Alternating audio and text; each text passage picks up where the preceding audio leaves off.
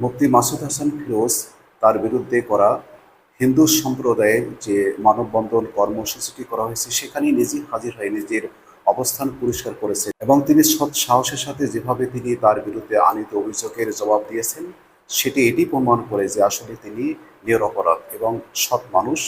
মুফতি মাসুদ হাসানের বিরুদ্ধে অভিযোগ আনা হয়েছে দুটি স্পর্শকাতর বিষয় দিয়ে, যেটি মূলত অতি সাম্প্রতিক সময়ে খুবই স্পর্শকাতর বিষয়। একটি হচ্ছে হিন্দু সম্প্রদায়ের জমি দখল বা হিন্দু নিপীড়ন নির্যাতন, অন্যটি হচ্ছে জঙ্গিবাদ।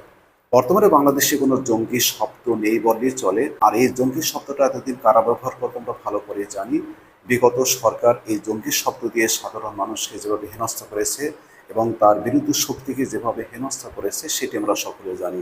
নতুন করে বাংলাদেশে এই জঙ্গি তকমা লাগিয়ে সাধারণ মানুষকে হেনস্থা করে এবং সাধারণ মানুষের বিরুদ্ধে হিন্দু সম্প্রদায় দিয়ে এই ধরনের অভিযোগ আনা নিঃসন্দেহে স্থানীয় রাজনীতিতে বড় ধরনের উত্তাপ হতে পারে, যেটি মূলত অনাকাঙ্ক্ষিত। যারা মুফতি মাসুদ হাসান ফিরোজের বিরুদ্ধে এই জঙ্গি তকমা লাগিয়েছেন তারা নিঃসন্দেহে জানেন আসলে জঙ্গি শব্দটি। যদি তাদেরকে প্রশ্ন করা হয় যে আসলে বলুন তো জঙ্গি শব্দটি কি, তারা হা করে চেয়ে থাকবে, তারা বুঝবেনই না আসলে জঙ্গি শব্দটি কি। আমরা ইচ্ছাকৃত হোক বা অনিচ্ছাকৃত হোক এই জঙ্গি শব্দটা ব্যবহার করা থেকে বিরত থাকবো, কারণ এই জঙ্গি শব্দটি একটা হাতিয়ার বিদেশিদের কাছে বাংলাদেশের বিরুদ্ধে বড় ধরনের ষড়যন্ত্র করার জন্য। বিশেষ করে হিন্দু সম্প্রদায়কে দিয়ে যখন আপনি এই ধরনের অভিযোগ আনবেন কোনো সাধারণ মানুষের বিরুদ্ধে, কোনো নিরপরাধ মানুষের বিরুদ্ধে, সেটি মূলত আন্তর্জাতিক চক্রান্তের মধ্যে পড়ে। আপনাদের নিশ্চয়ই মনে থাকার কথা যে বর্তমানে ভারত যেভাবে বাংলাদেশের বিরুদ্ধে উঠে পড়ে লেগেছে, পুশিন এবং সীমান্ত হত্যাকাণ্ড দিয়ে বর্তমান সরকারকে বড় ধরনের বিপদে ফেলতে চেয়েছে, ঠিক এই মুহূর্তে যদি হিন্দু সম্প্রদায়কে বিরুদ্ধে আমি বড় ধরনের একটা ষড়যন্ত্র করি সাধারণ মানুষের বিরুদ্ধে, একজন নিরপরাধ মানুষের বিরুদ্ধে, সেটি কিন্তু আমাদের শত্রুদের হাতে বড় ধরনের অস্ত্র তুলে দেওয়ার সামিল।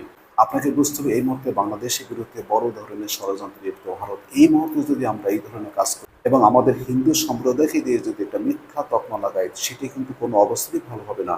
আপনি এবং আমি ভালো করে জানি যে আমাদের কতিপয় হিন্দু সম্প্রদায়ের মানুষ রয়েছেন, অধিকাংশ না আমি বলবো গুটি কয়েক হিন্দু সম্প্রদায়ের মানুষ রয়েছেন যারা বাংলাদেশ বিরোধী বড় ধরনের ষড়যন্ত্রে লিপ্ত। তারা ভারতের এবং ভারতের কুপরামর্শে বাংলাদেশ বিরোধী বড় ধরনের চক্রান্তে লিপ্ত। আপনি দেখুন, ভালো করে দেখুন যে এই ধরনের হিন্দু সম্প্রদায়ের মানুষদের কিছু কিছু রয়েছে যারা এই ধরনের তকমা যদি পায় এবং এই ধরনের জঙ্গি শব্দ যদি তারা ব্যবহার করার সুযোগ পায় এবং তাদেরকে আপনি যদি এই ধরনের জঙ্গি শব্দ ব্যবহার করার প্রক্রিয়া বলে দিই এবং যদি একটা সুযোগ তৈরি করে দিই, সেটি বাংলাদেশ বিরোধী বড় ধরনের চক্রান্ত হবে।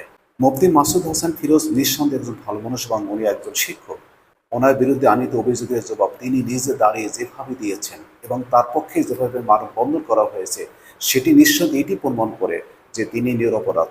একজন অপরাধী মানুষ কখনো সেই মানববন্ধন তার বিরুদ্ধে আনা হয়েছে এবং তার বিরুদ্ধে করা হচ্ছে, সেই মানববন্ধনে নিজ উপস্থিত থেকে নিজের বিরুদ্ধে আনিত অভিযোগগুলো যেভাবে তিনি খণ্ডিয়েছেন এবং যেভাবে সৎ সাহসের সাথে তিনি জবাব দিয়েছেন, সেটি এটি প্রমাণ করে মুফতি মাসুদ হাসান ফিরোজ সত্যিকার অর্থে একজন ভালো মানুষ এবং তিনি তার বিরুদ্ধে যে অভিযোগ আনা হয়েছে সেটি ভিত্তিহীন এবং উদ্দেশ্য প্রণোদিত। যারা এই ধরনের কাজ করেছেন তারা মূলত এলাকা ভিত্তিক রাজনীতিতে উত্তাপ ছড়াচ্ছেন এবং এইগুলো করা থেকে তাদের অবশ্যই বিরত থাকতে হবে, কারণ আমাদের বুঝতে হবে যে কোন অবস্থাতে জঙ্গি শব্দটা যেন আমাদের মুখে না আসে। কারণ আমাদের বাংলাদেশের জঙ্গি বলতে কোনো কিছু নেই।